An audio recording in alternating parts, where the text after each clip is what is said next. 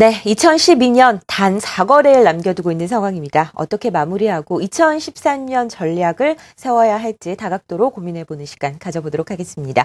이트레이드 증권 최광혁 연구원과 함께합니다. 안녕하세요. 예, 안녕하십니까. 네, 이제 2012년 마무리 국면에 들어와 있습니다. 연말과 연초 어떤 전략을 세워야 할까요? 2012년 연말 같은 경우에는 미국의 재정절벽 이슈가 여전히 시장을 강하게 압박하고 있습니다.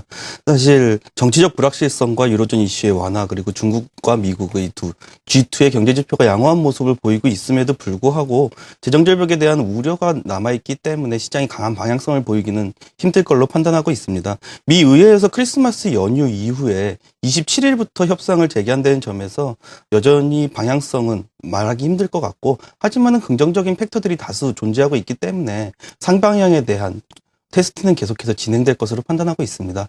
2013년 초 같은 경우에는 좀 더 상승에 강한 힘이 실릴 것으로 판단하고 있습니다.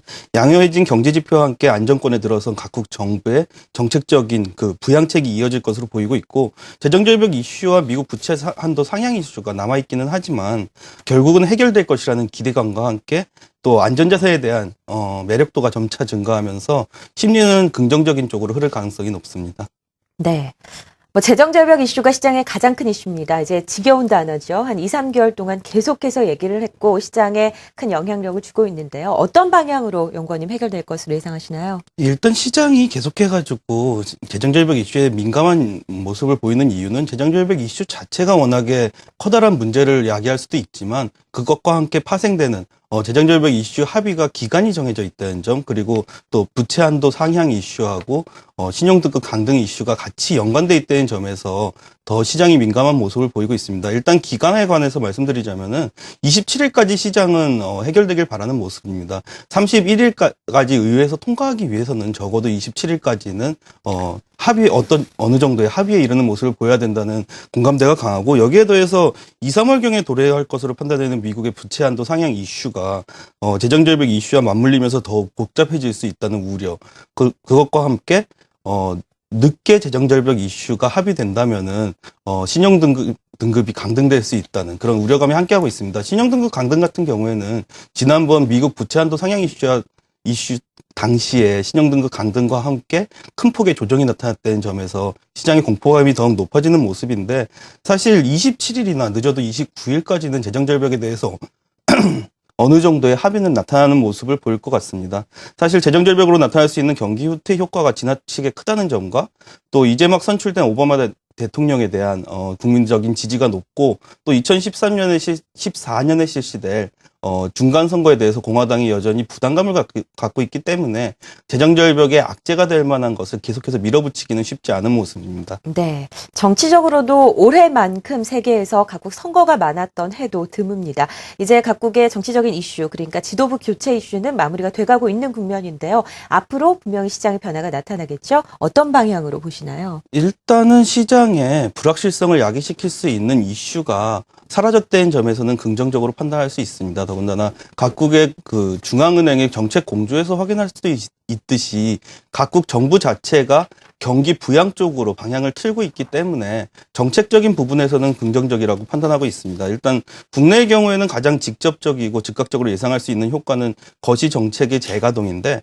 벌써부터 나오고 있는 추경 예산 논의만 봐도 재정 정책이 재가동될 논의는 굉장히 높다고 보고 있습니다. 적어도 약 추경에서 10조 정도 추경이 이루어질 것으로 예상하고 있고, 복지 관련 예산이 대부분을 차지할 가능성이 높지만은 그래도 정부가 강한 정책적인 의지를 보여주고 있다는 측면에서, 그리고 강한 정책적 의지와 함께 부동산이나 여러 가지 측면에서 경기 부양책이 나올 수 있기 때문에 긍정적으로 판단하고 있습니다.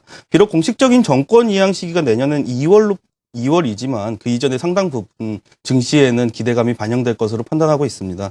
중국 역시 2013년 연초에 긍정적 변화를 기대하고 있는데, 시진핑 같은 경우에는 이제 굉장히 보수적인 인사라고 생각을 하고 있지만은, 사실 시진핑이 원하는 것 자체가 빈부 격차를 줄이기 위해서 질적 성장을 하기 위해서는 필연적으로 경제 성장이 동시에 이루어져야 되는 측면이 있습니다.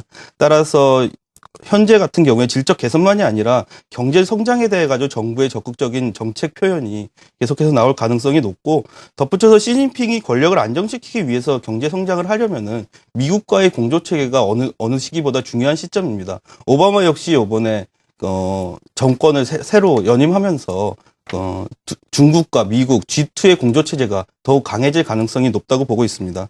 일본은 보다 명확한 의지를 표현해 주었고, 디플레이션에 대항해 가지고서는 인플레이션이 2% 이상으로 나올 때까지 계속해서 적극적으로 경기 부양책을 펴겠다는 발표를 했기 때문에 경기 부양책 자체가 지속적으로 이루어질, 좀 더 장기적인 시각으로 이루어질 가능성이 높습니다.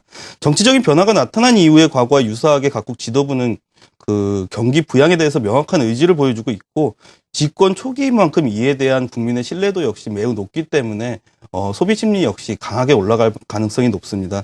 2013년 경기에 대한 기대가 높지는 않은 상황이지만 정책에 대한 기대감이 높아질 수 있는 시점이기 때문에 연초에는 긍정적으로 접근해 볼 수 있는 시점입니다. 네.